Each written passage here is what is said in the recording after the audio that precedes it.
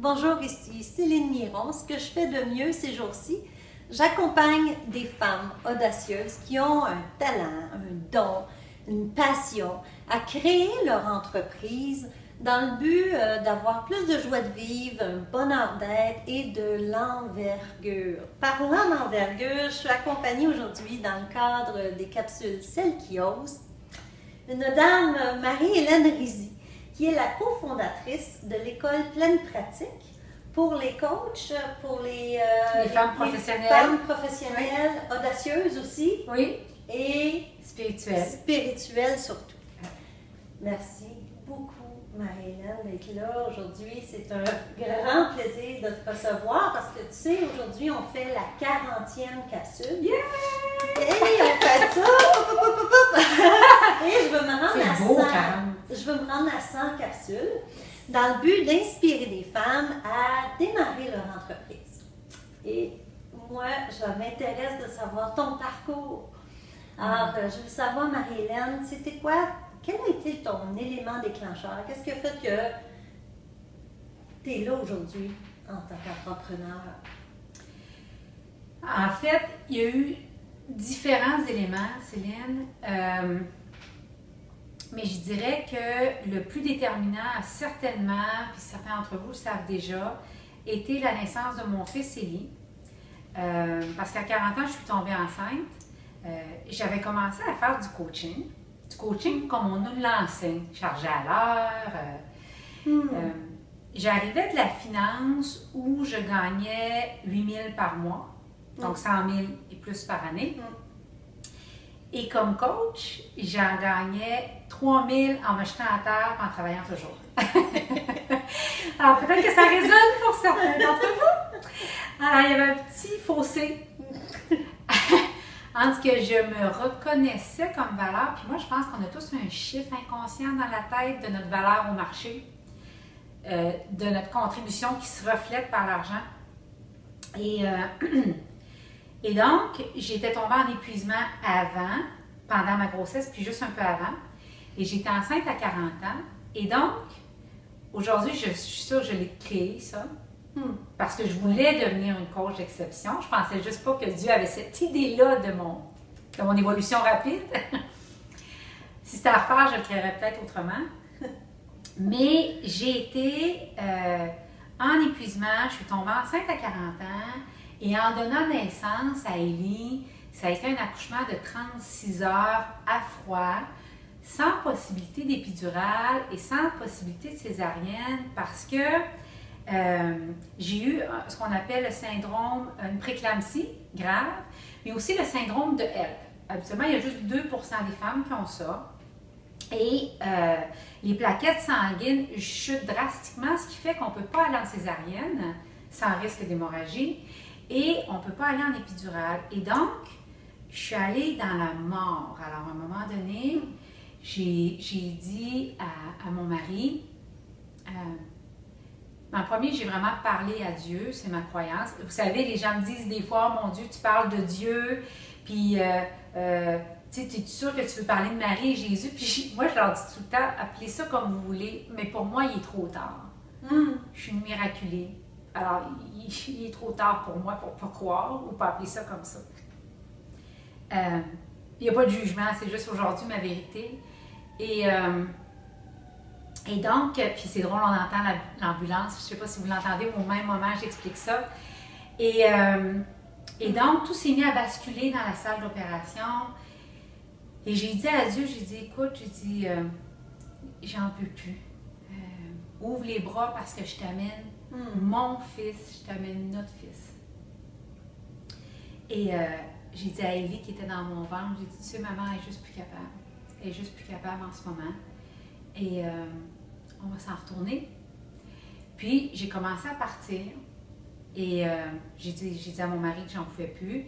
Et, tu sais, aujourd'hui, beaucoup de mon message se retrouve à dire, puis j'ai envie de vous le partager à vous, les femmes qui aimez oser. C'est tellement facile de mourir. c'est tellement facile de mourir. Ça se produit comme ça. Il y a un immense sentiment de paix. On se questionne pendant 30 secondes, puis après, il y a une paix qui descend. Et la phrase qu'on entend, c'est « ils vont être corrects ». Et là, j'ai commencé à partir et finalement, la vie en a décidé autrement. J'ai été sauvée in extremis.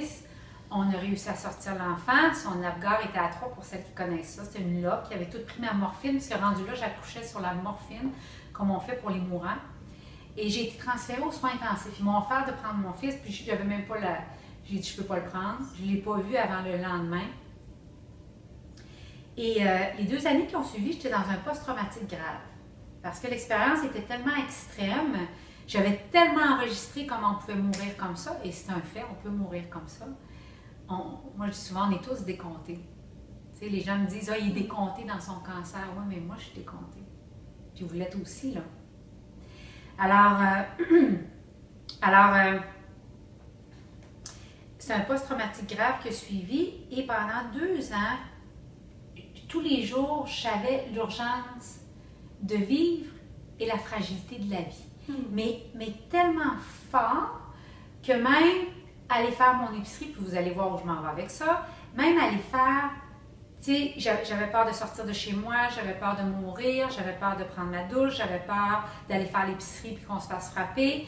Alors, les gens me disent, oui, mais t'avais vu, tu es revenue à la vie, il me semble que tu aurais dû être joyeuse. Non, c'est le contraire. J'avais tellement été en contact avec la fragilité des choses que ma vie était devenue petite, puis mon énergie, il n'y avait plus d'énergie, en fait. J'étais vidée.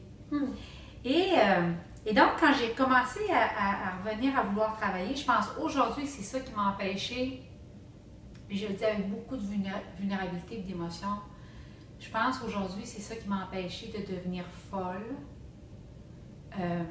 Parce que tu as des pensées suicidaires, tu as des pensées noires dans du post-traumatique, tu descends aux abîmes de la détresse. Je pense que ce qui m'a empêché de devenir folle, c'est ce goût-là de revenir travailler. Et je sais aujourd'hui avoir passé par cette expérience-là pour être une coach d'exception. Je sais que dans mon cœur, j'avais demandé ça. Parce que tu ne peux pas passer par un grand postpartum, par près de la folie, sans développer beaucoup plus de compassion que tu en avais. Il y a des fois où j'en ai pas. Je vais être très honnête. Quand quelqu'un me parle et il est victime, ça ne dure pas très longtemps, l'espace de... Bon, c'est loin d'être parfait encore. Mais donc, il a fallu que je trouve un autre modèle d'affaires. C'est ça qui a été ma quête. Et donc, j'ai compris à ce moment-là que c'était plus à jamais possible pour moi de retravailler 50 heures sur une base continue. Ça veut pas dire que je ne le refais pas de temps en temps. Tu me connais, hein? Des fois, j'y vais. Des fois, ça m'arrive, mais c'est conscient et c'est pas la maison où je réside maintenant. De moins en moins. Vraiment. Et donc, c'est ça. C'est une grande réponse, hein? Je suis tellement touchée par cette histoire-là, parce que c'est sûr qu'il y a des femmes qui vivent quelque chose de similaire présentement. Puis je t'entends, puis ce que ça me dit, c'est que quand on est dans un creux de vague, c'est tellement le tremplin pour nous propulser plus haut. Mais quand on est là, on oublie la foi. Mais là, toi, tu l'es, tu as été propulsé. Est-ce que durant ce parcours-là, tu as été habité par des peurs, des doutes, des résistances, des inquiétudes? Puis comment tu as fait? Si oui, comment tu as fait pour gérer ça? C'est fascinant ce que tu amènes, puis je veux retourner sur quelque chose que tu dis. Oui. Juste brièvement, tu me dis, et tu as tellement raison, l'histoire qui nous fait creuser un trou dans le sol, c'est celle qui nous amène au sommet de la montagne. Puis en fait, je vais faire du pouce sur ce que tu dis. Votre histoire, votre moment déterminant dans votre vie devient votre scène à partir de laquelle maintenant vous allez étendre votre message. C'est le setup que Dieu a créé, c'est la tribune que Dieu a créée, duquel maintenant vous allez prendre racine avec votre message. Donc ça, c'est important. Fait que cette histoire-là puissante qui se passe, c'est vraiment cet espace-là que Dieu a mis pour vous après, pour votre résurrection, puis pour pouvoir aller voir les autres puis dire, tu sais ce qui s'est passé pour toi, mais on n'en meurt pas. Puis voici ce qui peut être possible. Donc, ça devient une tribune. Oui. Donc, je vais juste ajouter ça. Ouais. Comment j'ai géré les doutes, les peurs, comment je les gère encore? Je dirais qu'il y a peut-être 4 volets, parce que j'ai peur à tous les jours. J'ai des moments de vulnérabilité à tous les jours. Tu sais, je trouve que dans la société actuelle, on cache ça. Tu sais, on regarde des émissions de télé-réalité ou des émissions de célébrités, puis tu sais, ils sont comme arrivés là. Oui. Alors que, tu sais, Oui. on ne va pas beaucoup dans les questions de toutes les claques qui se sont ramassées sur la gueule, n'est-ce pas? Alors, c'est ça. Moi, je vais être très claire là-dessus. J'en ai à tous les jours, toutes les semaines, j'ai des défis. Et comment je les gère? La première chose, c'est que pour les femmes, je trouve que c'est beaucoup une question d'alignement. Alors, les femmes, dès qu'on est désaligné, moindrement, puis ça peut être un problème personnel qui coule dans l'entreprise, vous allez remarquer les ventes, les potes, toutes figent. Ça peut être, tu sais, la mauvaise coupe de cheveux, là, je vais vous faire rire, mais c'est presque ça. Tu sais, ça mine beaucoup de choses. Alors, tu sais ça, les femmes, c'est pas pareil. Les hommes sont plus capables de compartimenter, mais pas pour nous. Donc, la première chose, c'est de retrouver l'alignement. Donc, par la méditation, beaucoup dans mon cas, j'ai beaucoup appris à rester immobile. Ce que je dis souvent avec nos étudiantes, c'est quand vous vous sentez menacé, c'est pas vous qui devez aller au front. Dieu vous a mis dans un cul-de-sac pour vous montrer que lui va aller se battre pour vous. Pendant que vous apprenez une leçon qu'il est en train de vous montrer. Il vous a mis dans un cul-de-sac. Alors, c'est important de s'asseoir, de ralentir dans ces moments-là, puis d'aller chercher la leçon, puis laisser Dieu aller face à l'armée qui s'en vient sur vous, là. Donc, ça, c'est la première chose. La deuxième chose, moi, je vais beaucoup voir des spécialistes pour les blocages énergétiques. Donc, que ça soit de l'EFT, que ça soit aller faire un massage, que ce soit... Mais pour les femmes, il y a une composante énergétique qui est vraiment nécessaire, je trouve. Je dis toujours aussi un bon psy, c'est important. Parce que, en tout cas, je ne sais pas pour vous autres, mais moi, j'ai régulièrement des vidanges à mettre au chemin. Fait que de temps en temps, aux 3 mois, aux 4 mois, je m'en vais faire un petit... Je paye 90 $, je mets les vidanges au chemin. Je trouve que c'est un bon deal. J'essaie de voir, j'ai appris, ça a été long, la troisième chose, Céline, ça a été, je dirais que c'est peut-être dans la dernière année que j'ai vraiment intégré ça. Commencer par retrouver ma joie en premier avant de régler la situation. Ça a été long, ça, parce que je suis une fille d'action. Je suis un tantinet contrôleur. Alors, les filles d'action, souvent, quand vous avez un problème, l'idée, c'est de dire « Ah, je vais régler ça. » Puis après ça, on va être bien. Oui. Je Mais là, je suis pas contente, là, on va régler ça, puis après ça, je vais avoir de la joie. Oui. Non, c'est pas ça. On va rire ça de bord. Tellement. Ça peut être d'aller dehors, ça peut être d'aller prendre une marche, de voir une bonne amie, comme on fait là, d'avoir du plaisir, d'aller prendre un verre de vin.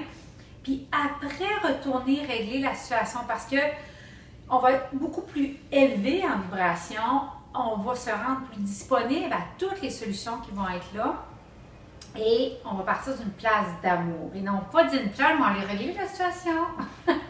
C'est difficile d'être créatif. donc c'est ça. Alors ça a été long. Parce que je suis une fille qui aime aller régler ça. Mon côté guerrier, le côté positif, la chose est beaucoup plus présent que bon, faisons semblant que c'est pas là et alors s'amuser. Mais ça a été un gros apprentissage, mais ça change tout. Ça change tout. Et Marie-Hélène, y avait-tu un quatrième aussi? Ou... Oui, je cherchais dans les points, je te dirais que ça a été le quatrième, probablement d'augmenter ma foi. Énormément. Avec ta connexion plus spirituelle, oui. Avec ta connexion avec les anges. Oui, d'aller régulièrement, souvent en prière. Tu sais, on aime à dire qu'on est spirituel, souvent on entend ça. Je l'ai dit longtemps sans pratiquer. de la même façon que tu peux pas dire je suis généreuse puis pas pratiquer, je me suis dit à un moment donné, ben si c'était pour te dire spirituel, il faudrait peut-être que tu fasses une pratique quotidienne. Tu sais. Et ça a été juste vraiment d'apprendre qui est Dieu, de développer ma relation intime avec lui qui est différente de la tienne ou de celle qui nous regarde. On a chacun notre relation. Oui. Et j'étais encore sur ce chemin-là. Puis je pense que ça aussi, ça change tout. Puis j'aime à dire souvent que les différents types de niveaux, je trouve, de foi, et celle que j'essaie de développer le plus en ce moment, c'est de croire et d'avoir confiance quand tout semble foutu. Parce que c'est facile de croire quand ça va bien, c'est facile de croire que quelque chose s'en vient, on a prié puis ça s'en vient. Oui. Mais de croire quand il n'y a plus de raison de croire, ça je trouve que c'est déterminant pour les femmes en affaires. Parce qu'il y a des passages à vite en affaires. Il y a des moments où tu as envie de dire la criffe de merde. Excusez, mais C'est ça. Tellement. Tellement. En tout cas, Je vais aller travailler oui. chez Tim Hortons vendre du café. C'est pas. Non, puis on peut dire n'importe quoi d'autre. Tu sais, c'est ça, c'est tu peux ça. aller vendre des fraises au Vieux-Port. Oui, c'est ça. Juste parce que c'est simple. Oui. Voulez-vous la demi-chapine ou la chapine? C'est ça? C'est ça. Ouais. Mais à un moment donné, oups, on se ressaisit Oui. et on fait non. Et là, c'est là qu'on utilise les outils. Oui. Hein, Puis que tu connais que tellement, je connais que tu aussi. sais avec lequel Ouais. tu travailles. Je Ouais. parle à une initiée, là. Ah. C'est ça. Ouais. Ouais. Marie-Hélène, de quoi es-tu le plus fière depuis que tu es en affaires? Je pense que c'est de m'aimer maintenant assez pour ralentir. Les gens me disent des fois, oui, mais t'implantes vite. En fait, j'ai une équipe, fait que ça paraît bien.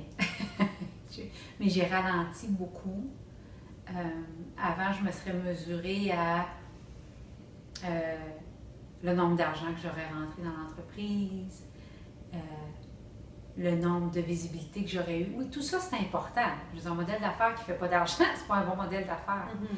Mais aujourd'hui, je mesure ce que je fais par le nombre de vies que je touche. C'est différent. J'ai longtemps poursuivi l'argent.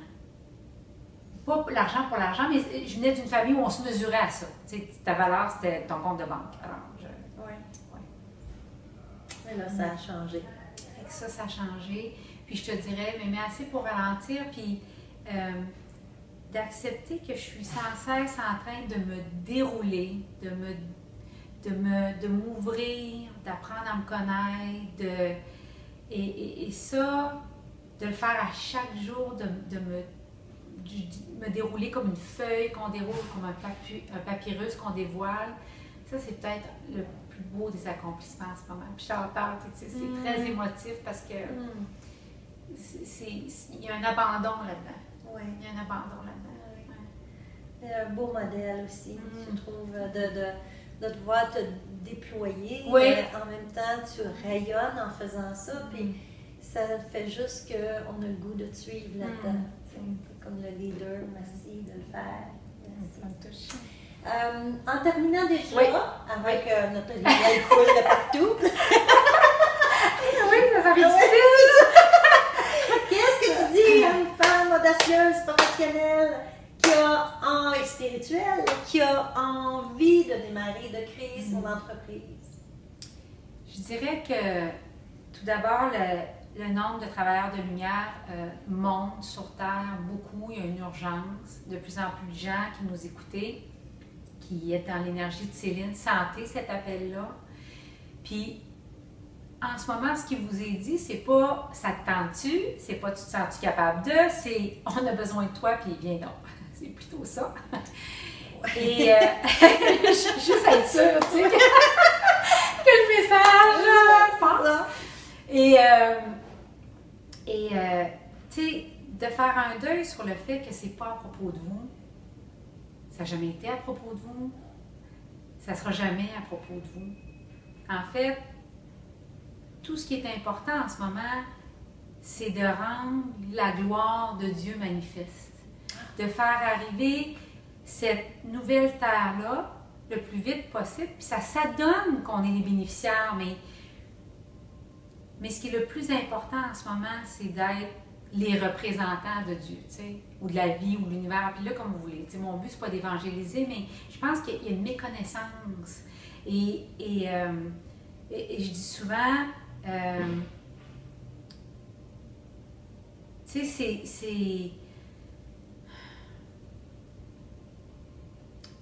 les gens me disent des fois, OK, pourquoi les choses se passent si Dieu est si extraordinaire sur Terre? Puis la réponse de Dieu en ce moment, c'est moi, mais c'est toi que j'ai envoyé. Je t'ai faite à mon image, puis t'es mon représentant. La confiance de Dieu va à ce point-là, est à cette hauteur-là en nous.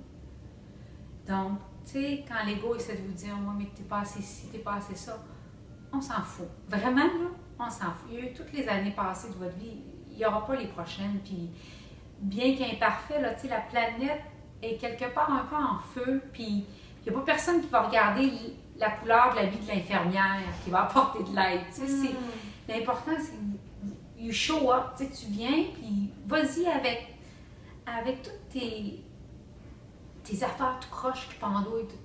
Tu sais, moi, je suis plein de fissures, puis de trous, puis il faut juste y aller. Puis les gens, ils pichent. Ouais. Ils pichent tellement d'où t'arrives. Ils s'en sacent que non, mais je viens passionnée quand je parle de ça, mais c'est ça, pareil. On s'excuse pour les cousines françaises, on mettra des sous-titres, des équivalences. Mais c'est ça, tu sais, c'est ça. Ouais.